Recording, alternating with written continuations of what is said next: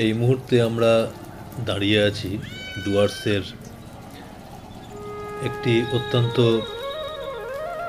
গুরুত্বপূর্ণ মোড় জাংশন, যার বাঁদিকে মানে আমাদের সামনে আমরা যা দেখতে পাচ্ছি তার বাঁদিকে এই মুহূর্তে আমি যে রাস্তার দিকটা দেখাচ্ছি সেদিকে চলে গেছে হচ্ছে মেটেলি, সামসিং এই দিকটা। আর ডান দিকটাতে ভুটানের দিক মানে ঝালং, বিন্দু, রঙ্গ এই দিকতে চলে গেছে। আর সামনে যেটা দেখা যাচ্ছে সেটি খুনিয়া মোড়, খুব পরিচিত মোড়। চাপড়ামারি ওয়াইল্ড লাইফের স্যাংচুয়ারির ভেতর দিয়ে এসে এইখানে মিশে বাঁদিকে সামসিং, মেটেলি এই দিকটা, আর ডান দিকে ঝালং, বিন্দু, রঙ্গ এই দিকটা, যার জন্য এটি একটি অত্যন্ত গুরুত্বপূর্ণ জাংশন। যারা ঝালং বা বিন্দু থেকে আসবেন, খুনিয়া মোড়ের দিকে যাবেন না, মানে মূর্তি, লাটাগুড়ি এই দিকে যাবেন না, তারা সরাসরি সামসিংয়ের দিকে চলে যেতে পারেন এই রাস্তা।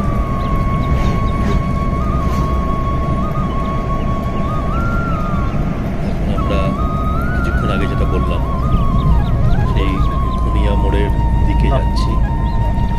দুদিকে চাপড়ামারি ওয়াইল্ড লাইফ স্যাংচুয়ারি, একটা অনবদ্য অভিজ্ঞতা। মানে এই রাস্তায় যে কোনো সময়, যে কোনোভাবে, যে কোনো রকম জীবজন্তু যেগুলো চাপড়ামারিতে পাওয়া যায় তারা আসতেই পারে। এটা খুব ন্যাচারাল একটা ইনসিডেন্ট বলে ধরে নেওয়া হয়। চাপড়ামারি ওয়াইল্ড লাইফ স্যাংচুয়ারি মোটামুটি চালসা থেকে 30 কিলোমিটার দূর বলা ভুল, এরিয়া জুড়ে বিস্তৃত। লাটাগুড়ি তার পাশে। এই বনভূমির টোটাল এরিয়া হচ্ছে 960 হেক্টর। সহজেই জায়গা জুড়ে আছে।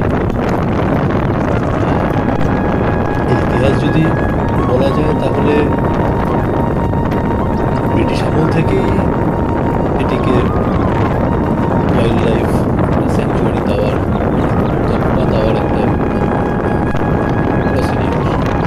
চলে আসছে। কিন্তু এখন এই মুহূর্তে যে Chapramari wild life reserve sanctuary যেটা যেখানে আছে সেটি 1998 সালে এই স্ট্যাটাসটা পায় চাপড়ামারি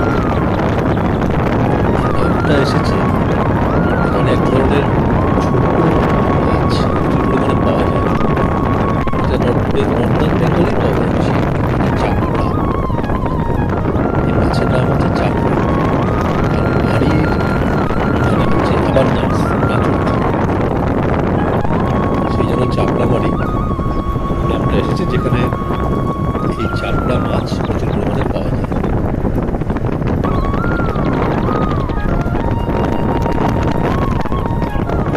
এখানে 3টি নদী আছে এই চাপড়ামারি ওয়াইল্ড লাইফ স্যাংচুয়ারিতে।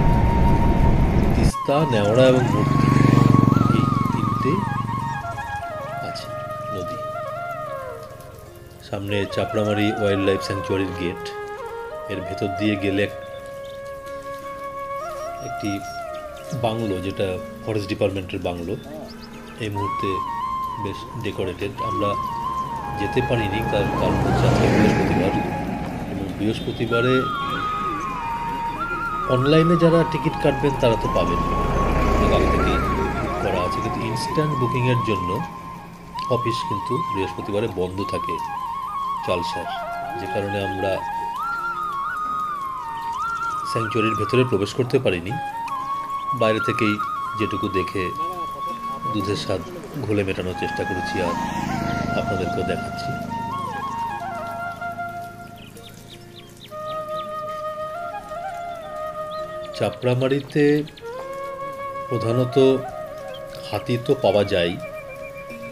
গৌড় মানে ইন্ডিয়ান বাইসন, যার নাম হচ্ছে গৌড়, সেটিও যথেষ্ট পরিমাণেই আছে। তাছাড়াও গন্ডার, হরিণ, বুনো শুয়োর, লেপার্ডও কিন্তু পাওয়া যায়, খুব বেশি পরিমাণে না হলেও অল্প পরিমাণে। কিন্তু গরুমারার যে স্পেশালিটি রয়্যাল বেঙ্গল টাইগার, সেটা কিন্তু চাপড়ামারিতে পাওয়া যায় না। গরুমারা এবং চাপড়ামারির এটা একটা বড় পার্থক্য বলে ধরা হয়। প্রচুর পরিমাণে পাখি তো আছেই, প্যারাকিটস, কিংফিশার, গ্রিন পিজিয়ন প্রচুর পরিমাণে আছে, যার জন্য ফটোগ্রাফারদের কাছেও কিন্তু চাপড়ামারি ওয়াইল্ড লাইফ স্যাংচুয়ারি খুব পছন্দের জায়গা বলেই ধরা হয়। এর মধ্যে একটি রেল লাইন, মানে যেটি আমাদের মালবাজার, চালসা হয়ে নাগরাকাটা, হাসিমারা হয়ে আলিপুরদুয়ার গেছে, সেই রেল লাইন এই চাপড়ামারি অভয়ারণ্যের মধ্যে দিয়ে অনেকটাই গেছে। এবং কিছু দুঃখজনক ঘটনা অনেক সময় ঘটে গেছেও। তার মধ্যে সবচেয়ে বড় ঘটনা হচ্ছে 2013-তে ট্রেন অ্যাক্সিডেন্ট। একটি প্রচুর হাতি মারা গেছিল, প্রায় 40-50টা হাতির ঝাঁককে একটি কবিগুরু এক্সপ্রেস ধাক্কা মেরে অনেকটাই ক্ষতি করেছিল। তারপরে অনেক নিয়মকানুন চেঞ্জও হয়েছে এখানে, সেটা আলাদা বিষয়।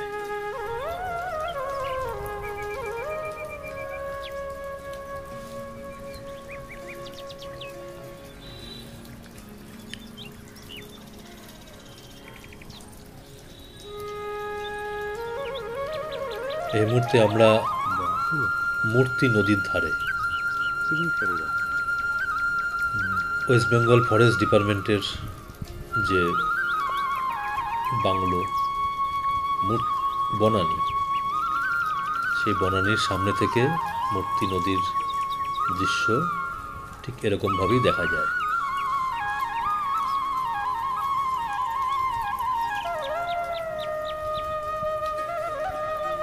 শীতকাল বলে হয়তো জল সেরকম বেশি নেই, বর্ষাকালে অবশ্যই অনেকটাই জল হবে। এই হচ্ছে বনানীর ভেতরের অংশ। এগুলি কটেজ, বিভিন্ন নাম বিভিন্ন কটেজের। তবে West Bengal forest development corporation WBFDC এর যতগুলিতেই আমরা থেকেছি, তার মধ্যে সবচেয়ে হয়তো সুযোগ সুবিধা বনানীতে বেশি, কিন্তু যদি সমস্ত কোয়ালিটি বলা হয় ঘরের এবং পরিবেশের, তাহলে বোধহয় সামথিং বেস্ট। তার কথা পরে আসবো।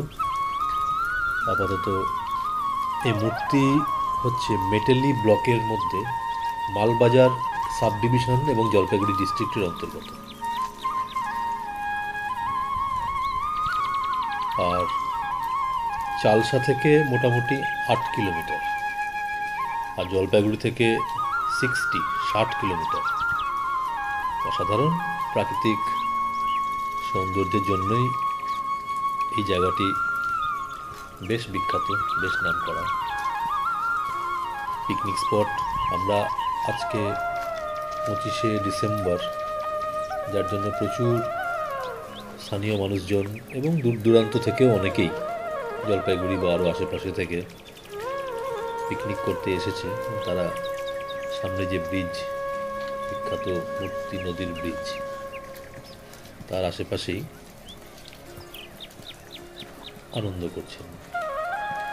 এই ব্রিজ পেরিয়ে যে জঙ্গল দেখা যাচ্ছে, সেটি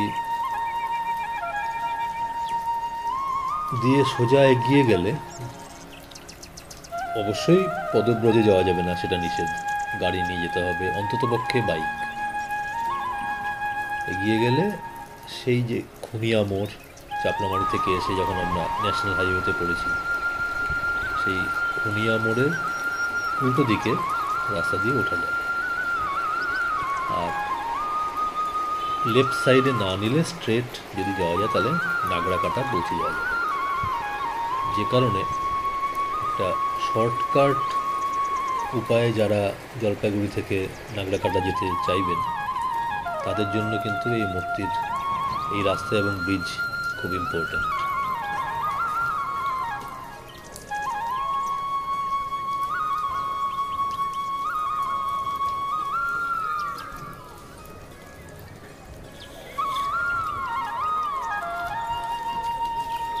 আরও একটি জায়গা সেই খুনিয়া মোড় এবং চালসার মাঝামাঝি পানিঝোড়া বলে একটি জায়গা, সেখানেও থাকার জায়গার জন্য খুব সুন্দর জায়গা, অসাধারণ সুন্দর দৃশ্যাবলী।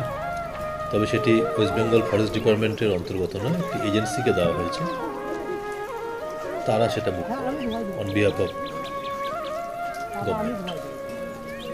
এই মূর্তির ব্রিজে ওঠার মুখে ডান দিকটা, এই যেদিকে আমি দেখাচ্ছি সেদিকটা কিন্তু গরুমারা ফরেস্টের অন্তর্গত, আর বাঁ দিকটা হচ্ছে চাপড়ামারি ফরেস্ট।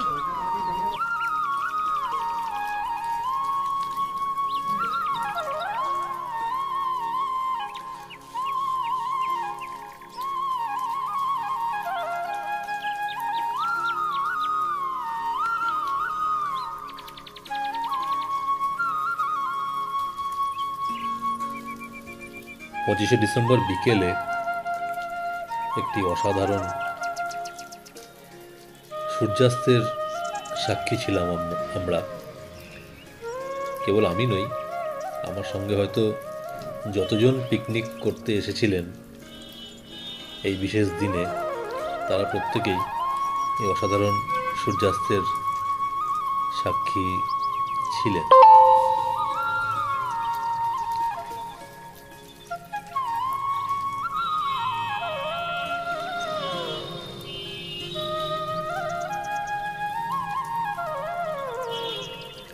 ধীরে ধীরে দিকচক্রবালে যখন সূর্য ডুবে গেল তখন যে কি অসাধারণ মানসিক প্রশান্তি, সেটা হয়তো ভাষায় বলে বোঝানো যাবে না। একদম সকালবেলায় মূর্তি নদীর দৃশ্য, ঠিক উল্টো দিকে এই মুহূর্তে সূর্যোদয় হচ্ছে। একই জায়গাতে ঠিক উল্টো দিকে কালকে সূর্যাস্ত এবং আজকে সকালে সূর্যোদয়, অসাধারণ দৃশ্য। আমার সঙ্গে আরও যারা আপনারা দেখছেন তারাও বুঝতে পারছেন কি চমৎকার নৈসর্গিক পরিবেশ আর দৃশ্যাবলী। শুধু অনুভব করে যেতে হয় চুপচাপ।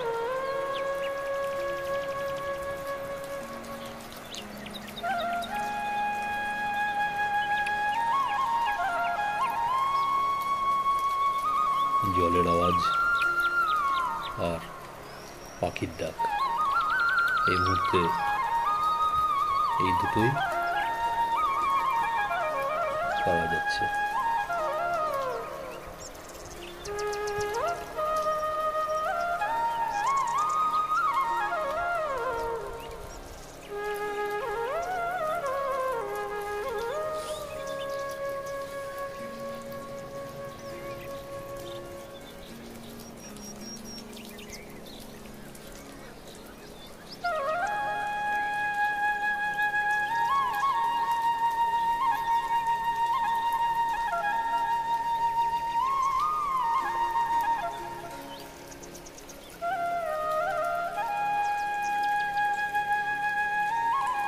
বনানীর মূল ভবন, তার পাশে কটেজ, সব মিলিয়ে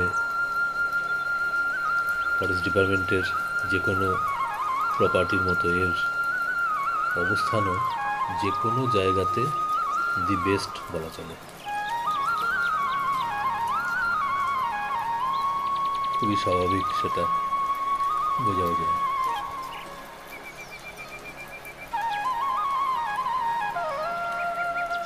সূর্যোদয়ের পালা প্রায় শেষ, এবার ঘরে ফেরার পালা।